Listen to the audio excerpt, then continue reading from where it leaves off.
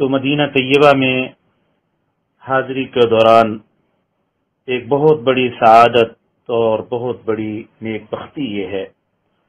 کہ حضرت صلی اللہ علیہ وسلم کی اس مبارک مسجد کا ایک حصہ جس کو ریاض الجنہ کہا جاتا ہے، اس میں حاضری دی جائے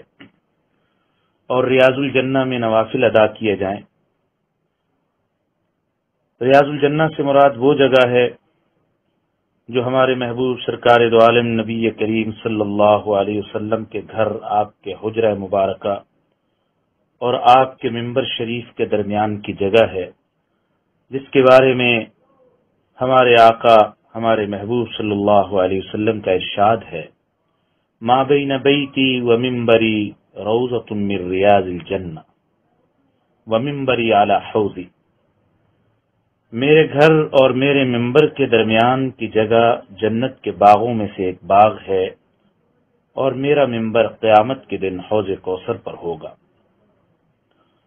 یہ وہ جگہ ہے جس کے بارے میں اکثر علماء نے یہ ارشاد فرمایا ہے، یہ حصہ جنت کی زمین کا ہے جو اللہ تبارک و تعالی نے زمین پر اتارا ہے، یہ جنت کا حصہ ہے جو زمین پر اتارا گیا، اس لیے اس کو ریاض الجنہ کہا جاتا ہے۔ ریاض الجنہ میں حاضری کے لیے آج کل موبائل ایپ نسک یا توکلنا کے ذریعے سے حاضری کی اجازت لی جاتی ہے، اور جو وقت سعودی حکومت کی طرف سے ملتا ہے اس وقت کی پابندی کرتے ہوئے خوب ادب کے ساتھ اور احترام کے ساتھ ریاض الجنہ میں حاضری کو یقینی بنایا جائے۔ ریاض الجنہ میں حاضری کے ساتھ ہی دوسری سعادت یہ بھی حاصل ہوتی ہے کہ ریاض الجنہ میں نوافل کے بعد حضرت صلی اللہ علیہ وسلم کے روضہ اطہر، آپ کے مواجہہ شریفہ پر سلام پیش کرنے کی بھی سعادت حاصل ہوتی ہے۔ اس لیے ان دونوں باتوں کا خیال کرتے ہوئے ریاض الجنہ اور آپ صلی اللہ علیہ وسلم کے روضہ اطہر پر سلام کے لیے حاضری کے آداب کے حوالے سے، اس مقام کی عظمت اور اہمیت کے حوالے سے چند باتیں آپ کی خدمت میں عرض کی جا رہی ہیں۔ اللہ تبارک و تعالی یہ سعادت بار بار ہمیں اور تمام مسلمانوں کو پورے ادب و احترام اور عافیت کے ساتھ زندگی کے آخری سانس تک نصیب فرماتے ہیں۔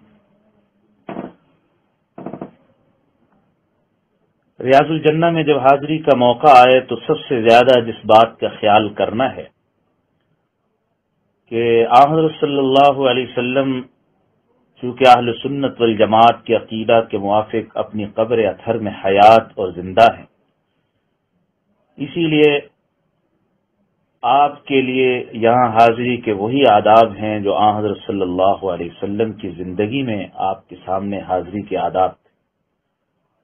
علامہ قسطلانی رحمہ اللہ نے لکھا ہے کہ حضور اقدس صلی اللہ علیہ وسلم کے ساتھ ادب کا وہی معاملہ ہونا چاہیے جو زندگی میں تھا، اس لیے کہ حضور اکرم صلی اللہ علیہ وسلم اپنی قبر اطہر میں زندہ ہے، اور زمین کا وہ ٹکڑا جو سرکار دو عالم نبی کریم صلی اللہ علیہ وسلم کے جسد اطہر، جسد منور کے ساتھ ملا ہوا ہے، یہ پوری کائنات سے، یہ بیت اللہ سے، عرش و کرسی سے بھی افضل ہے۔ یہاں حاضری کے لیے سب سے زیادہ اس بات کا خیال رکھنا چاہیے کہ آوازیں بلند نہ ہوں،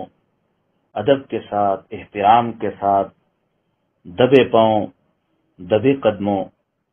اپنی آواز کو پست رکھتے ہوئے ریاض الجنہ میں حاضری دی جائے۔ حضرت صلی اللہ علیہ وسلم کی خصوصیات کو سورہ حجرات میں اللہ تعالی نے ذکر فرمایا، وہاں یہ خاص تنبیہ فرمائی،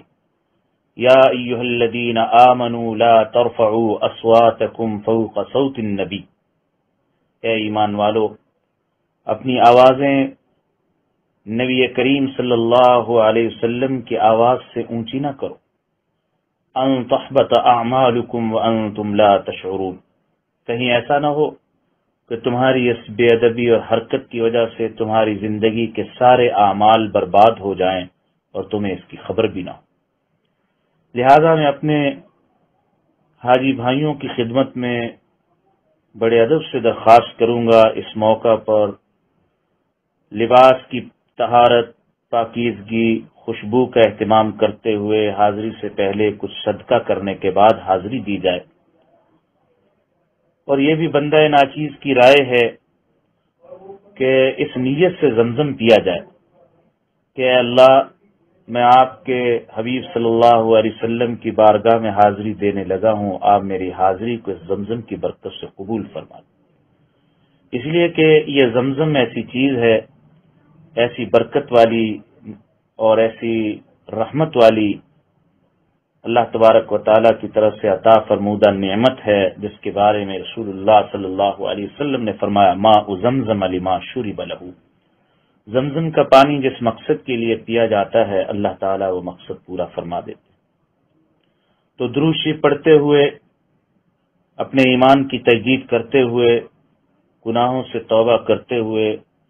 شرمندگی اور ندامت کے ساتھ حضرت صلی اللہ علیہ وسلم کے روضہ اطہر میں حاضری دی جائے۔ اور ایک بات کا خیال رکھا جائے، صلاۃ والسلام کے لیے حاضری ہو یا ریاض الجنہ میں، اپنے موبائل فون بالکل آف کر دیے جائے۔ موبائل فون کے ذریعے سے لائیو کسی کو رابطے میں رکھنا، خاص طور پہ گھر کی خواتین کو اور نامحرم عورتوں کے چہرے وہاں یہ ظاہر ہوں، دوسروں کی نظریں پڑیں، یہ سخت قسم کی بے ادبی اور گناہ ہے کہ دوسرے لوگوں کی نظریں گھر کی خواتین پر پڑیں۔ اس لیے اس بات کا خوب خیال رکھا، اور ہاتھ میں جوتے بھی نہ پکڑے جائیں۔ جیسے ہم دنیا میں کسی ادنا سے ادنا شخص کے سامنے حاضر ہوتے ہیں، ہاتھ میں جوتے پکڑ کر جانا بے ادبی سمجھا جاتا ہے، اور یہ تو وہ جگہ ہے جہاں بادشاہوں کے بادشاہ، یہاں دنیا کے حکمران، بڑے بڑے اولیاء اللہ، بڑے بڑے فرشتے بھی بڑے ادب کے ساتھ کھڑے ہوتے، لہذا اس مقام کا ادب کرتے ہوئے خوب ادب کے ساتھ حاضری یہاں دی جائے، جوتے ہاتھ میں نہ لیے جائے اور ادب کے ساتھ حاضری ہو۔